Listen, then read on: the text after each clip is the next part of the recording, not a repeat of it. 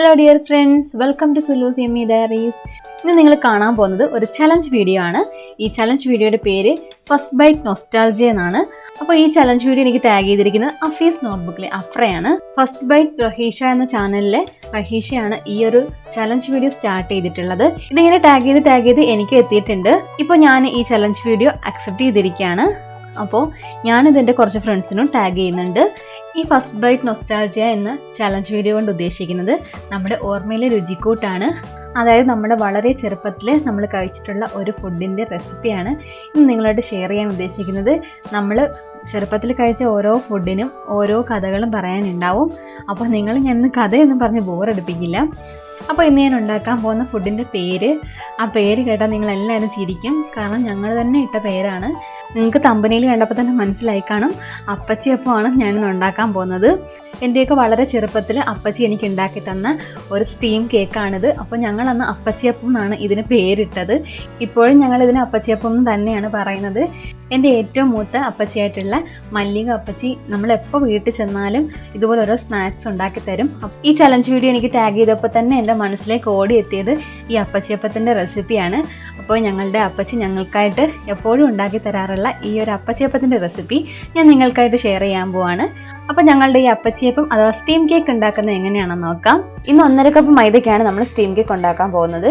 ഈ 1.5 കപ്പ് മൈദയ്ക്ക് 1 കപ്പോളം തന്നെ ശർക്കരപ്പാനി എടുത്തിട്ടുണ്ട്.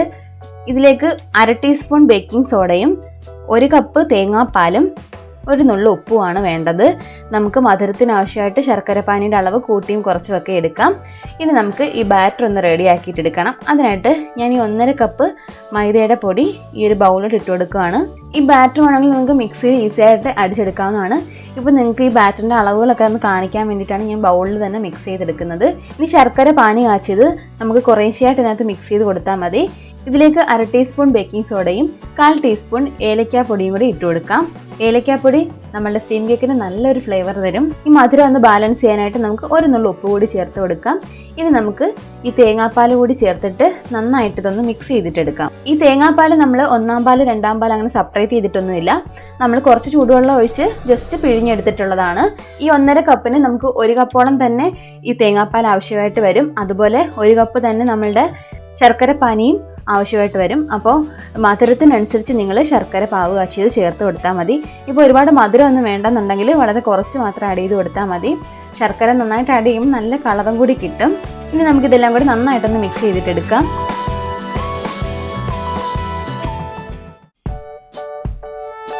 ഇപ്പം നമ്മളുടെ ബാറ്റർ നന്നായിട്ട് മിക്സ് ആയിട്ട് വന്നിട്ടുണ്ട്. ഇത് നമുക്ക് മിക്സിയിൽ അടിച്ചെടുക്കുകയാണെങ്കിൽ ഈസി ആയിട്ട് ചെയ്യാൻ പറ്റും. അപ്പോൾ ഈ ബാറ്റർ റെഡിയാക്കിയിട്ട് എടുക്കുമ്പോൾ നമ്മളുടെ അപ്പത്തിന് മാവ് എടുക്കത്തില്ലേ, ആ ഒരു കൺസിസ്റ്റൻസിയിലായിരിക്കണം എടുക്കേണ്ടത്. ഒരുപാട് ലൂസായി പോവരുത്. നമ്മൾ തവിയിൽ ഇങ്ങനെ കോരുമ്പോൾ മാവ് ഇങ്ങനെ പതുക്കെ ഒഴുകി പോകുന്ന രീതിയിൽ വേണം ഇരിക്കാനായിട്ട്. അപ്പോൾ നമ്മളുടെ മാവ് കറക്റ്റ് കൺസിസ്റ്റൻസി തന്നെ കിട്ടും.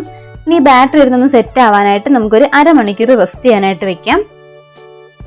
ഇനി നമുക്ക് ഈ ബാറ്റർ ഒന്ന് സ്റ്റീം ചെയ്തിട്ട് എടുക്കണം. ഇതിനായിട്ട് ഞാൻ ഇഡ്ഡലി തട്ടിൽ കുറച്ച് വെളിച്ചെണ്ണ ഒന്ന് പുരട്ടി കൊടുക്കുകയാണ്. നമ്മളുടെ സ്റ്റീം കേക്ക് പെട്ടെന്ന് ഇളകി വരാൻ വേണ്ടിയിട്ടാണ് ഇങ്ങനെ ചെയ്യുന്നത്. ഇനി നമുക്ക് ഇതിനകത്തോട്ട് കുറച്ച് നട്ട്സും കിസ്മിസും കൂടെ ഇട്ട് കൊടുക്കാം. ഇപ്പോൾ ബാറ്റർ റെസ്റ്റ് ചെയ്യാൻ വെച്ചിട്ട് 1/2 മണിക്കൂർ കഴിഞ്ഞിട്ടുണ്ട്. ഇനി നമ്മളുടെ ഇഡ്ഡലി തട്ടൊന്ന് ചൂടാക്കാനായിട്ട് വെച്ചിട്ടുണ്ട്. ഇതിലേക്ക് നമ്മളുടെ ബാറ്റർ കുറേശ്ശെയായിട്ട് കോരി ഒഴിച്ചു കൊടുക്കാം.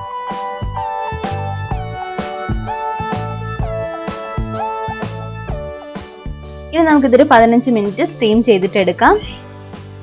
ഇപ്പോൾ ഒരു 15 മിനിറ്റ് കഴിഞ്ഞു. ഇനി നമുക്കിതൊന്ന് ഓപ്പൺ ആക്കിയിട്ട് നോക്കാം. ഇപ്പോൾ ഇതെല്ലാം നന്നായിട്ട് വെന്ത് നന്നായിട്ട് പൊങ്ങി വന്നിട്ടുണ്ട്. നിങ്ങൾക്ക് കാണുമ്പോൾ തന്നെ മനസ്സിലാവും നല്ല സോഫ്റ്റ് ആയിട്ടാണ് ഇപ്പോൾ ഇരിക്കുന്നത്. ഇതൊരു സ്റ്റിക്ക് വെച്ചിട്ടൊന്ന് നമുക്കൊന്ന് കുത്തി നോക്കാം. അപ്പോൾ നല്ല ക്ലിയർ ആയിട്ട് വരുന്നുണ്ടെങ്കിൽ ഉള്ളൊക്കെ നന്നായിട്ട് വെന്തു എന്നുള്ളതാണ്. ഇപ്പോൾ നല്ല സ്റ്റിക്ക് ക്ലിയർ ആയിട്ടിരിക്കുകയാണ്. ഇനി നമുക്കിതൊരു പ്ലേറ്റിലോട്ട് മാറ്റി കൊടുക്കാം.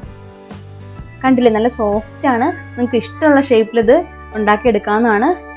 ഞങ്ങൾക്ക് പണ്ട് മുതലേ ഈ ഒരു ഷേപ്പിലാണ് ഉണ്ടാക്കി തരാറുള്ളത്. അതുകൊണ്ടാണ് ഞാൻ ഈ ഷേപ്പിൽ തന്നെ നിങ്ങൾക്ക് കാണിച്ചു തന്നത്. അപ്പോൾ കുട്ടികൾക്കൊക്കെ ആകുമ്പോൾ ഓരോന്നും കയ്യിൽ കൊടുക്കാവുന്നതാണ്. അപ്പോൾ അവർക്ക് കടിച്ച് കഴിക്കാനായിട്ട് എളുപ്പമാണ്. അതിനാണ് ഈ ഒരു ഷേപ്പിൽ പണ്ട് ഞങ്ങൾക്ക് ഉണ്ടാക്കി തന്നുകൊണ്ടിരുന്നത്. നിങ്ങൾ ഉണ്ടാക്കുമ്പോൾ വേണമെന്നുണ്ടെങ്കിൽ വട്ടയപ്പത്തിൻ്റെ പോലെ ഒരപ്പമായിട്ട് ഉണ്ടാക്കാവുന്നതാണ്. നല്ല സോഫ്റ്റ് നല്ല ടേസ്റ്റി ആയിട്ടുള്ള ഒരു സ്നാക്കാണ്. കുട്ടികൾക്ക് തീർച്ചയായിട്ടും ഇത് ഇഷ്ടപ്പെടും. അപ്പോൾ എൻ്റെ ഇന്നത്തെ ഈ ചലഞ്ച് വീഡിയോ നിങ്ങൾക്ക് എല്ലാവർക്കും ഇഷ്ടമായെന്ന് കരുതുന്നു. ഈ ചലഞ്ച് ഞാനിവിടെ 4 യൂട്യൂബ് ഫ്രണ്ട്സിനോട് ടാഗ് ചെയ്യുകയാണ്.